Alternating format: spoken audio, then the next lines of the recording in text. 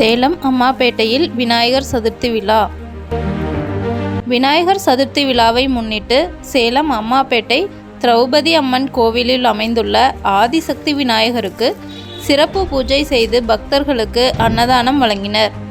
இந்நிகழ்ச்சிக்கான ஏற்பாடுகளை கட்டளைதாரர் பட்டு எஸ். சீனிவாசன், ஜெயலட்சுமி, சஷ்டிகா மற்றும் குடும்பத்தினர் சிறப்பாக செய்திருந்தனர். இந்நிகழ்ச்சியில் கோவில் தலைவர் திருப்பதி லோகநாதன், குமரகிரி முன்னாள் அறங்காவலர் ஆர். செந்தில்நாதன், எஸ்.எம்.வி. சித்தேஸ்வர், என். வாசு, ஆயில் ராஜா, ஏ.டி.எல். லோகு, சக்திவேல், சரவணன், குணா மற்றும் பக்தர்கள் திரளாக கலந்து கொண்டனர்.